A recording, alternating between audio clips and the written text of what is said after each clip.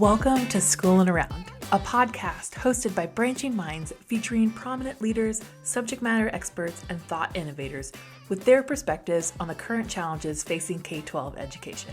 I'm your host, Larissa Napolitan, a former teacher, instructional coach, and a member of the Branching Minds team, here to lead conversations with educational leaders and experts.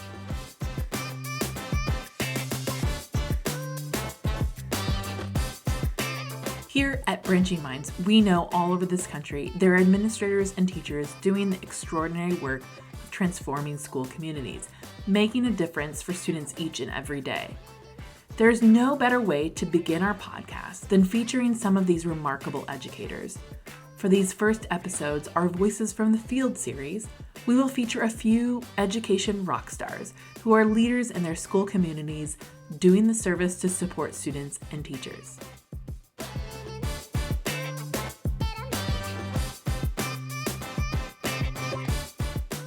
Today, I'm delighted to share with you my conversation with Dr. Lydia Williams.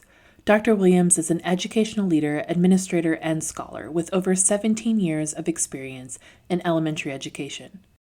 Her prior roles as a classroom teacher, academic intervention specialist, and International Baccalaureate Primary Years Program Coordinator have all converged to serve her current position as an MTSS coordinator for the District of North Bellmore in Long Island, New York. Dr. Williams is passionate about exploring and utilizing best practices to help ensure that all students receive the equitable and quality educational experience they deserve. Throughout this episode, we reference the term MTSS. If you aren't familiar with MTSS, or multi-tiered system of supports, it's a system-level structure or framework that a school or district might adopt to provide support for all students. MTSS helps educators identify students' academic, behavioral, and social-emotional strengths and challenges to provide differentiated support for students based on their needs. MTSS grew out of the integration of two other intervention-based frameworks, Response to Intervention, RTI, and Positive Behavior Interventions and Supports, PBIS. Now for my conversation with Dr. Williams.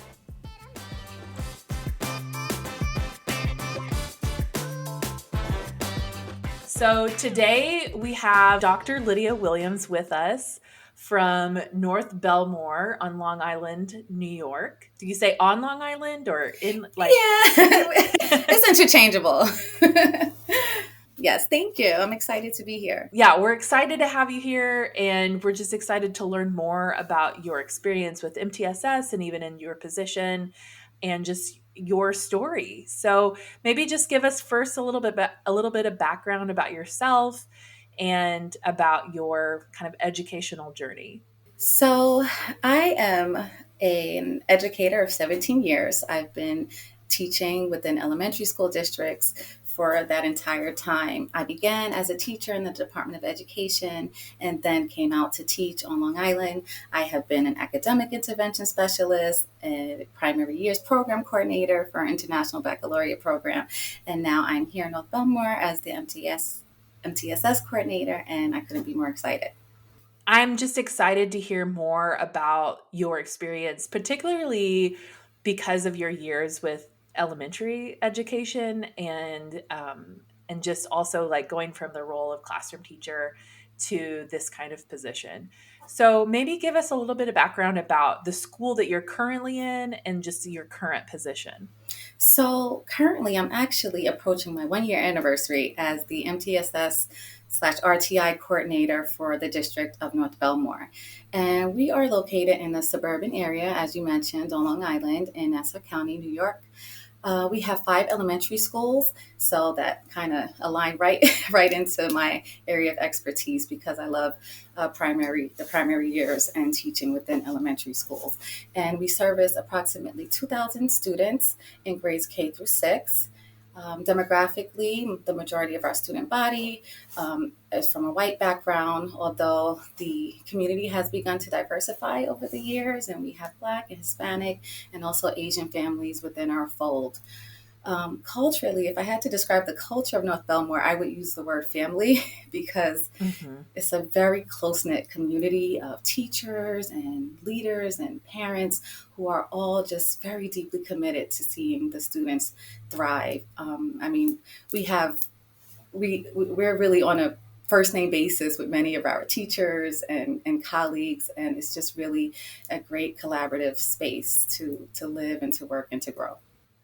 Wow, I love hearing about communities and how different they are, and just how especially like when it's maybe centered around the school district and like what's happening with the students. I have taught in one of those kind of school districts where the community is really like the school is really the center of that community. Can you tell me a little bit more maybe about how you kind of came about in education? Like what drove you to be an educator? Well, that's so funny. So, my journey as a teacher was actually unexpected. My major as an undergrad was actually journalism. And I was introduced to an opportunity through the New York City Teaching Fellows Program. I'm not sure if you're aware of that program, but it's really a program to recruit talent into some of the toughest areas of New York City. And so I began my teaching career as a fifth grade teacher in Brooklyn, New York, and East New York.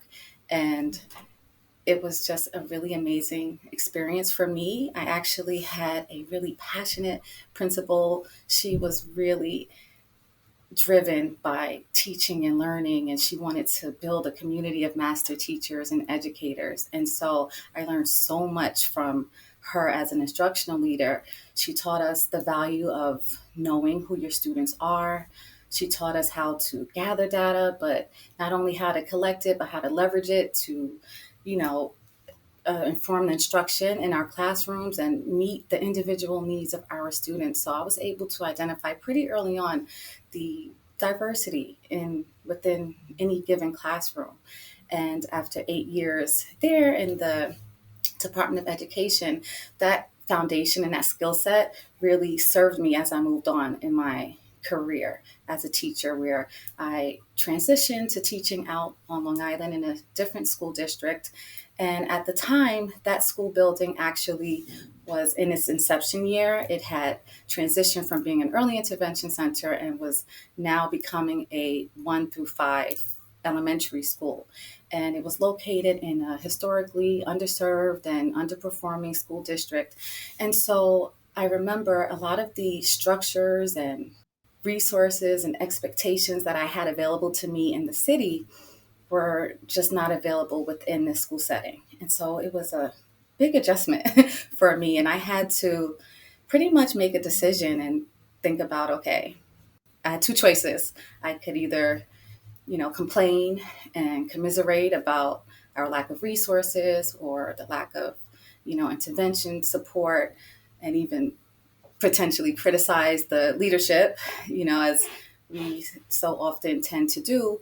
Or I could just pretty much be the change that I wanted to see and that I needed to see, and take it upon myself to share the knowledge that I learned with all the rest of my colleagues and create those systems and create, um, you know, sources and tools and techniques. And I began sharing them with my colleagues as a grade level teacher, leader. And eventually I had the opportunity to even implement those systems and protocols on the building level when I became the International Baccalaureate Primary Years Program Coordinator. It's a mouthful. but what's actually interesting about the IB World programs is that they align really closely with the MTSS framework, because it also has this whole student approach where it's not just about the academic component, but it also integrates that, the social emotional learning piece, the behavioral learning piece. And so that was a real eye opener in terms of my experience and seeing the impact that cell would have on a student's academic experience. And unfortunately, but fortunately, my tenure as the PYP coordinator actually aligned with the pandemic. So again, I was kind of catapulted into this space where I had to make a decision, right? Was I going to succumb and fold to all of the pressures and the challenges that the pandemic posed, or would I step up and be a leader and try to create systems and protocols that would aid in helping us navigate this new form of life. And again, I chose the latter, and I'm really actually proud of the impact that that work had on that school community. I remember, you know, hosting assemblies and family events virtually just to help provide some normalcy for our students, and working closely with the teachers to give them supports in terms of how to navigate hybrid learning and how to make modifications to the curriculum. So everyone at that time had individual needs, and it was my pleasure and my job to help provide those supports to them. And so we were actually able to gain authorization as an IB World School in 2021. But what I'm most proud of is the way that we were able to come together and collaborate and achieve our goals, but to also like be there for our families and our students during such a critical time. And now, working as the MTSS coordinator on the district level, I have the opportunity to share what I've learned with people all throughout the district. And in North Bellmore specifically, they have amazing tools. They have an entire MTSS platform that I'm so excited to learn about and help our all our stakeholders utilize. And it's like, kind of, where have you been all my life? But I'm glad I found it. I'm glad I found it. Wow. What a journey of sort of your experience starting out in the classroom and even just into to see how all of that kind of comes together even in your position now. So were you familiar with the idea of MTSS before starting this position, or were you aware of like that framework?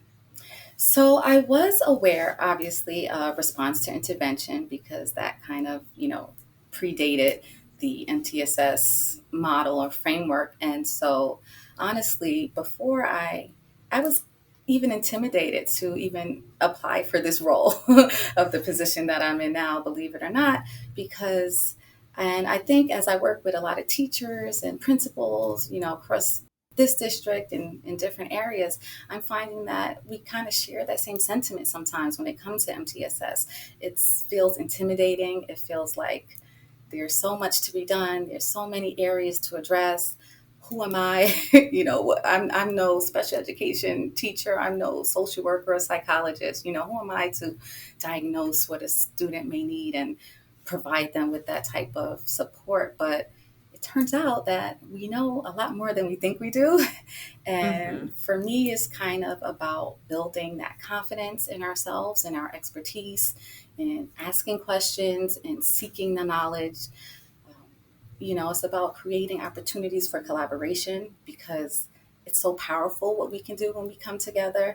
And so, yeah. Well, I mean, I was going to ask about your feelings about MTSS, and I really feel like you already you answered my question before I asked it.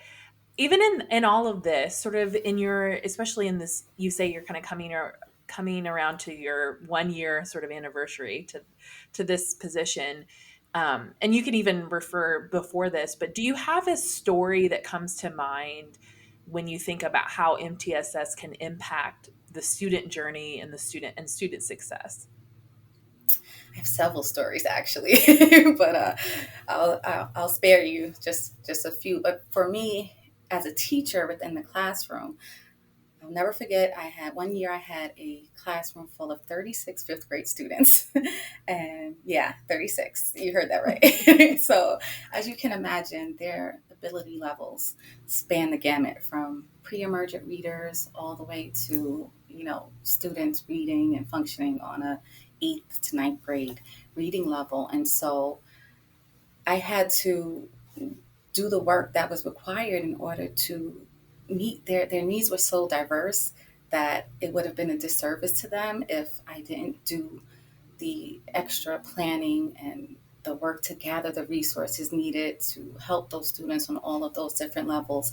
And one student in particular, when it came time for her CSC meeting at the end of the year, and she was finally receiving the services that she needed and being placed in a setting that was more appropriate for her ability levels. I remember her parent and I also crying because it was an emotional moment. The parent had been advocating, but she didn't wasn't really sure what to do. And so to see how relieved she was that her student would actually, her child, her daughter would actually get the attention and the support that she needed and that she deserved. That was very influential for me as a classroom teacher, but I see it pretty much every day as an administrator when I visit classrooms.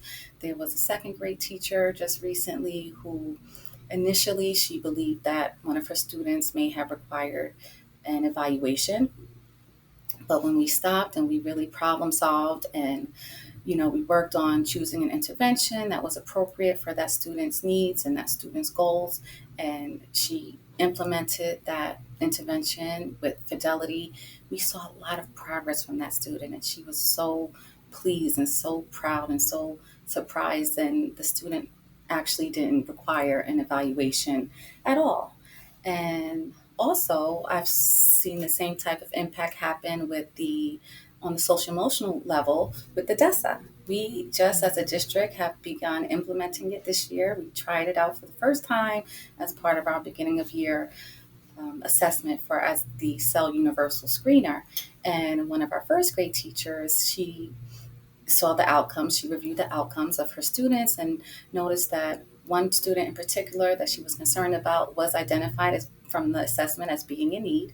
And so she decided to conduct the complete DESA, which actually changed the student's overall composite score to where he no longer classified necessarily as a student in need, but from seeing all the different 8 competencies and um, seeing his outcomes in every single different area, it informed her so much about that student as a learner. And here we are, it's only November, and she already knows what his strengths are in terms of goal directed behavior, and she's changing her approaches in the classroom in minute ways that will have a long-term impact. And that's what it's really about. It's really about using the information to be preventative to so that we don't have to end up classifying so many of our students, and that we can get them the supports and just recognize their needs, sometimes in the moment, sometimes by planning complete support plans, but just matching them with the support that they need as students.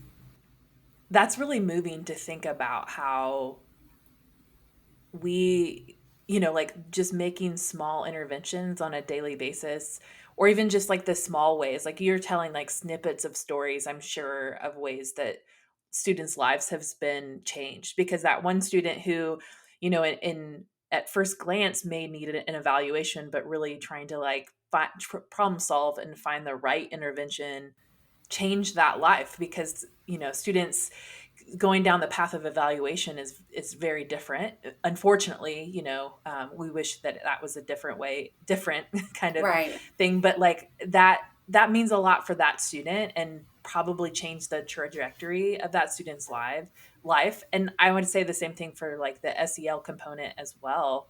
I love that you sort of said that it's preventative at nature of just really trying to prevent long-term problems. Um, at the starting point, really. And I appreciate that you brought that up, and I'm sure that makes a huge difference in your schools. I Thank love you. hearing about Yes. that. I love hearing So did stories about how that, I. yeah.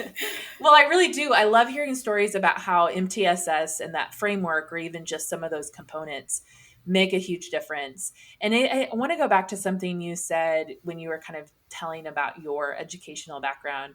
You sort of mentioned, or even just your understanding of MTSS, of just that collaborative, um, the way, like we know more than we think we do, but even in collaboration with the people who are experts, of the psychologist, the social worker, the school counselor, like even in those in collaboration with each other, how much easier it is to find the right answer for students. Because even you collaborating with that teacher perhaps found the problem easier than if it was just the teacher on an island by Right. themselves. Absolutely. If you could say, like, maybe to your past self, or even to somebody who is just now having an understanding of MTSS, what kind of like message would you give maybe your past self, or somebody who's just beginning in the MTSS journey? I would, for someone beginning in the MTSS journey, I would just emphasize the fact that it's not only for our most struggling learners. Sometimes I feel like there's this misconception that because some students, unfortunately, as you mentioned, may require more severe needs that may result in evaluation and special education services, MTSS is for all students. Every student that walks within the doors of North Bellmore will be provided with a customized and personalized learning experience that is specialized just for them.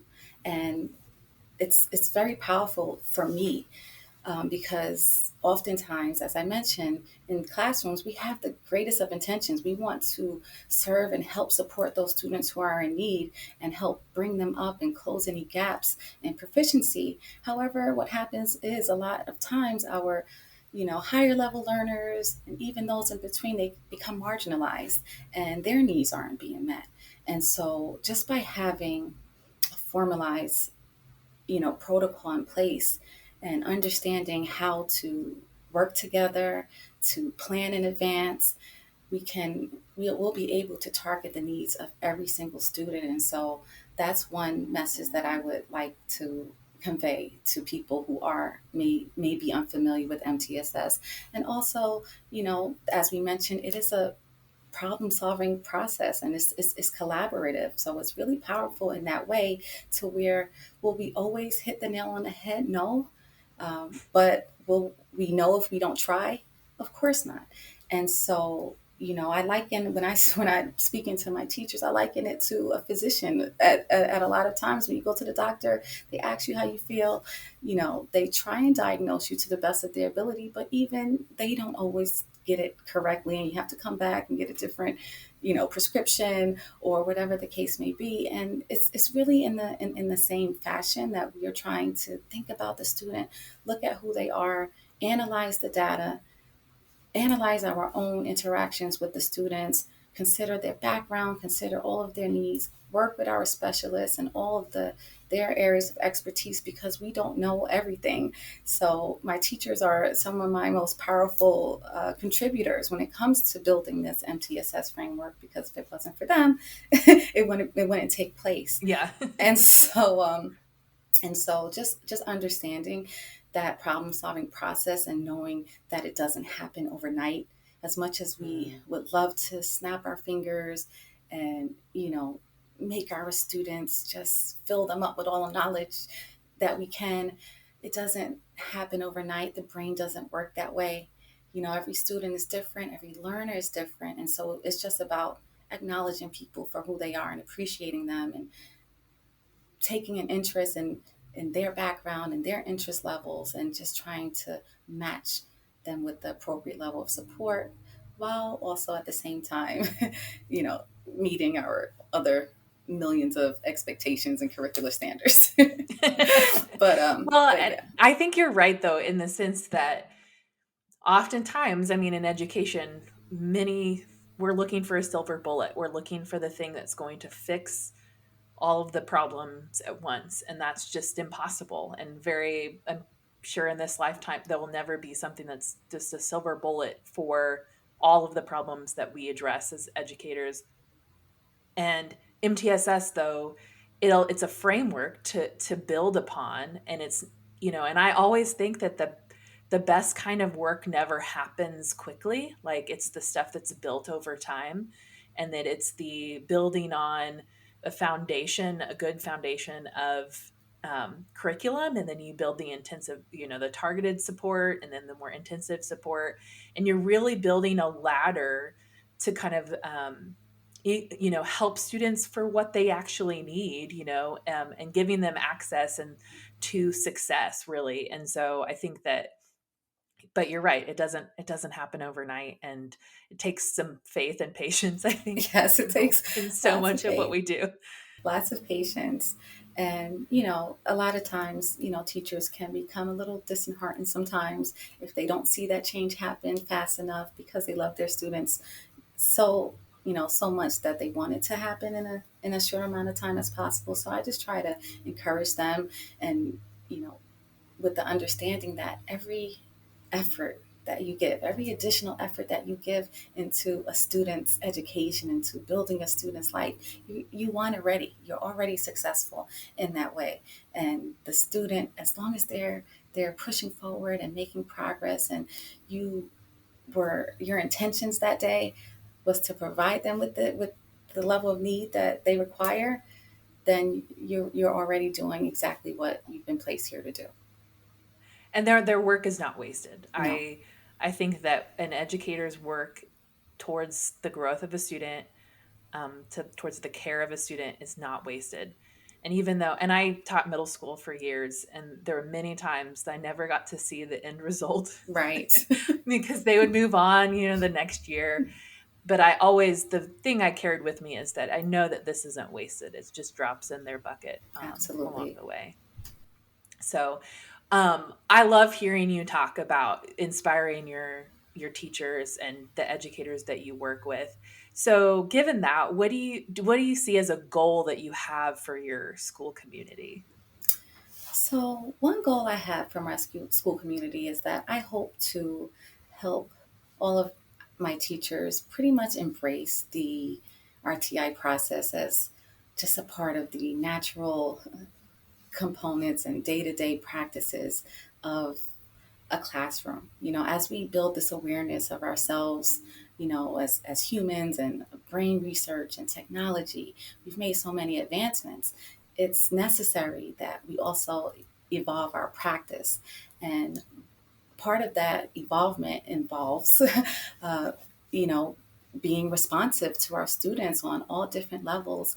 And so my goal is to help make that practical for them in the classroom, because it's one thing to learn theory, and I'm a big nerd. I've got my doctorate in teaching and learning, and I enjoy that type of research and education. However, it's a different mode to transition it and place it into practice within a classroom.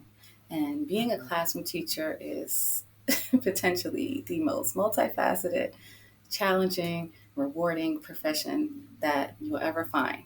And as an administrator, I often try to make decisions from the lens of that classroom teacher, because, as I mentioned, that's our front line. That's where everything is Mhm. taking place, and I never want to lose that connection. And so my goal, again, is to make the process practical for them so that they understand how to achieve all of their goals, reach all of their expectations within the realm of one school day, that it is possible to help them work smarter and not harder, and also to pretty much align our protocol across the entire district in all five buildings so that we're all on the same page. We're all approaching it in the same way. And I have an awesome MTSS committee that's helping me in those efforts. I've created so far an intervention calendar for the year just to provide some structure to the process and the protocol that takes place as you go from identifying the problems to analyzing it to them implementing a support plan and evaluating the outcomes at the end. It's all cyclical. And so if our teachers can just view it in that way, then it can begin to make more sense to them, and they can Mhm. integrate it into their practices more naturally and easily. Mhm. Yeah. Well, I appreciate you sharing all of that because I think it's good to even just think of like when you have those goals, like it forms what you do every day to help support them. Clearly, you're really passionate about this work. Maybe a What's little. the most maybe a little bit? Well, I mean, so what is the most exciting part of this work that you're doing? Well, right now, I'm particularly excited about how we are becoming very data literate in our district. Where, with the pandemic, that kind of threw a monkey wrench into a lot of our goals and practices and such. But now that we're regaining our footing, we're beginning to, you know, take into account and not just administer our universal screeners, but actually use them for what they're intended for, which is to provide information that's going to help drive our instruction and drive our intervention so that it can help us target the students' needs much quicker than we could ever do it alone, right? And so we've begun analyzing the data from our academic universal screeners, from our social emotional universal screeners, and using that information to create SMART goals, and to find interventions and progress monitoring tools that align, and using the MTSS platform that we have at our disposal to document and track all of this information. And so it's been really exciting. And I really also enjoy the collaborative component of it. I enjoy being inside the classrooms. I miss the classrooms. So with any chance that I get to go and help a teacher out with, some form of intervention or support need that, may occur, I'm there. And just sitting around, we've also implemented as part of our intervention cycle, we have what's called data review meetings. So these meetings follow every, you know, beginning of year, middle of year, and end of year assessment, where we really sit together around the table with the principals, the classroom teachers, support specialists who are available at the time, and we look at the information, and we have these really powerful discussions about our kids and who they are, and how we can potentially meet their needs in the most effective way. And so I'm really also excited about that collaborative piece and how far we've come in looking at the data and where it will take us next.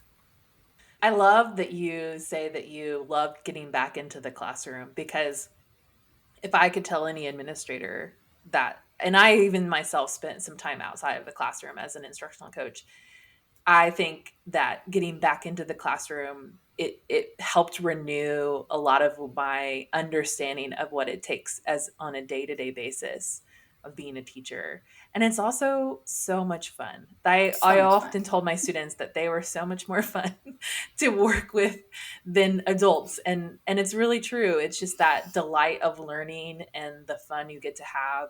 And I often want, I wish teachers could always have that much fun. And I mean, you can have that much fun in a daily meeting, I guess. Um, I don't think so, but no, it's but I also definitely love that tons of fun. you are excited about the data literacy part. I think that, for many teachers, you hear the word collecting data and you're like, it kind of invokes a sense of fear of like, oh, they're just going to tell me all the things I'm doing wrong. But like, actually, data can help in so many ways, because so much part of teaching is a science and an art, and so there is a basis for using that to help inform the instruction. And I think it can show teachers a lot about where their students are at and where they're going. So I love that that's part of what you're excited about. So For sure. and I'm a nerd as well. So like the data part, I'm like, ooh, let me see the numbers in the I know giant it's spreadsheet. it's very interesting and very powerful in how we can use it. Yeah, exactly.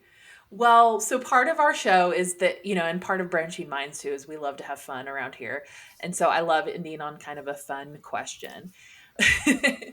What is your favorite school supply? Because as an educator and a former teacher, we all, and I just think anyone who loves school has an answer to this question. What's your favorite school supply? Oh my gosh, hands down, it's post-it notes. Oh my Okay. gosh. Like 3 out of the 5 people I've interviewed in the last month have I said post-it mean, notes. This is they're crazy. just so versatile, I can use them in the classroom. The kids can use them to annotate and to, mark their place in books, and we can use them during professional development workshops. And I use them as at least 20 as reminders to myself throughout any given day. And so I go through post-it notes like crazy around here. I just can't live without them. I also love that post-it notes come in all shapes and sizes. I think that that's in colors. Like It's so much fun. And way I too have much to fun. resist buying. I always have to resist buying more post-it notes. I don't Yeah, know. and it's so I would say it's kind of a toss up between the post-it notes and colorful pens, because Hmm. put them together and then you can just get crazy with the planning and the. I love that answer. I just love that I've, like 3 out of 5 people have answered that. That's my new very, statistic. 3 out of 5 teachers or educators love posting Post-it notes. sounds very like the research backed to me. Exactly. Well, any last words that you have for our audience about MTSS or your work? I would say, providing multi-tiered systems of supports for me kind of evolved out of a necessity, because it's just what we're, as teachers, that's for me, it's just part of our role as an educator, is to provide every single student with the individual support that they need. And it's because every learner is just so different and so special. And so as you approach MTSS, I would just encourage you guys to see that diversity and to help your teachers understand it, and even to celebrate it in times. And MTSS as a framework will allow us to reach our goals in such a more effective and efficient way, to provide our students with that type of high quality education. Well, thank you so much for chatting with me today. I really appreciate it. And I loved hearing about your work. Thank you so much. So much fun being here.